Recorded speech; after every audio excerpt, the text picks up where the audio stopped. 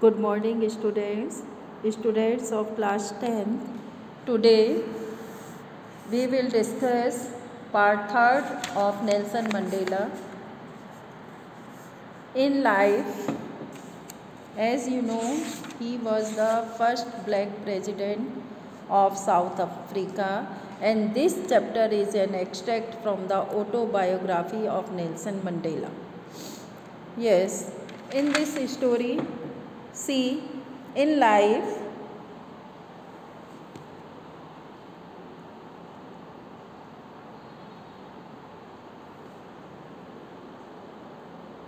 in life,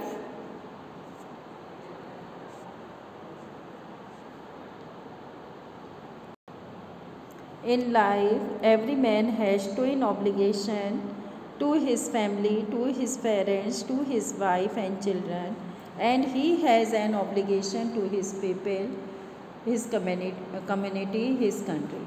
Now, the writer said that every person has two obligations in his life. First, towards his family, to his parents and his wife and children, and second obligation is towards his people, community, country. In a civil and human society, every man is able to fulfill those obligations according to his own inclinations, natural tendencies of behavior. Now, in a civil and human society,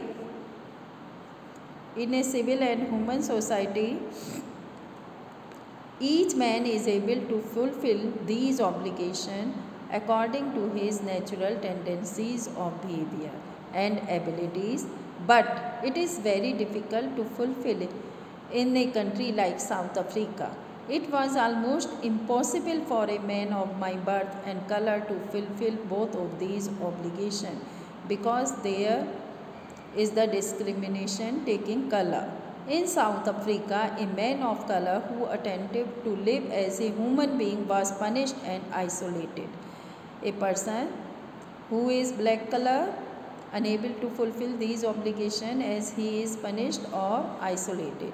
In South Africa, a man who tried to fulfill his duty to his people was inevitable means unavoidably ripped from his family, his home, and was forced to live a life apart. It is very difficult to live in a country like South Africa, and he is forced to live lonely and was forced to live a life apart, a twilight existence of secrecy and rebellion. I did not in the beginning choose to place my people above my people. As for example, first of all, we will give preference to the family, not the people. But in attempted to serve my people, I found that I was prevented from fulfilling my obligation, that I am unable to fulfill my duties as a son, a brother, a father and husband. I was not born with a hunger to be free. I was born free in every way that I could know. Now, the writer said that he was born in every way. Nobody is in chain. Free to run in the fields near my mother's hut, free to swim in the clear stream that ran through my village, free to roast maize under the stars and the broad backs of slow-moving bulls. The writer said that when he takes word, he is free to do anything and to go anywhere.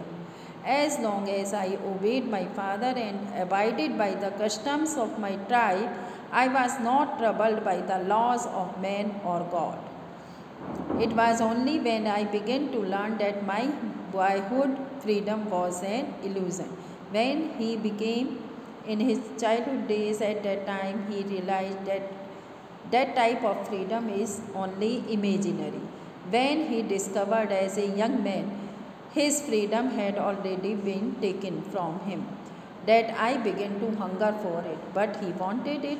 At first, as a student, he wanted freedom not only for himself but the transitory freedom, transitory, not permanent, of being able to stay out at night.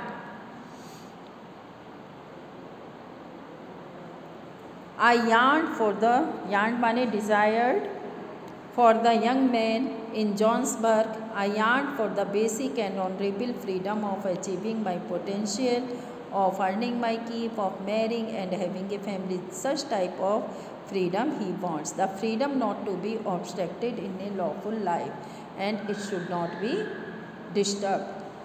But then I slowly saw that not only was I not free, but my brother and sisters were not free. After some time, he saw that not only he, but his brother and sisters are not free. I saw that it was not just my freedom that was curtailed short, but the freedom of everyone who looked like I did. Now he saw that nobody is free. That is when I joined the African National Congress. That is when the hunger for my own freedom became the greater hunger for the freedom of my people. It was this desire for the freedom of my people to live their lives with dignity and self-respect that animated my life, that changed a frightened young man into a bold man. If any person is free, then he or she could be a bold man. I am no more virtuous of self-sacrificing than the next man, but I found that I could not even enjoy the poor and limited freedom I was allowed when I knew my people were not free. Now he said that there is no use of freedom if other people are not free. I was allowed when I knew my people were not free. Freedom is indivisible. Freedom is indivisible. Freedom is we cannot divide it, indivisible. And the chains on any one of my people were the chains on all of them. The chains of all of my people were the chains on me. Now he said everybody is in chain. I knew that the oppressor must be liberated just as surely as the oppressed. A man who takes away another man's freedom is a prisoner of hatred. Do underline, a person who takes the freedom of other, that is a prisoner, and he should be kept in the prison. And it shows that he is narrow-minded. I am not truly free if I am taking away someone's freedom. If I am taking anybody's freedom, so I am not free. So the oppressed and the oppressor are like robbed of their humanity. The oppressor and the one who is oppressed lack the true sense of humanity. Thank you, students.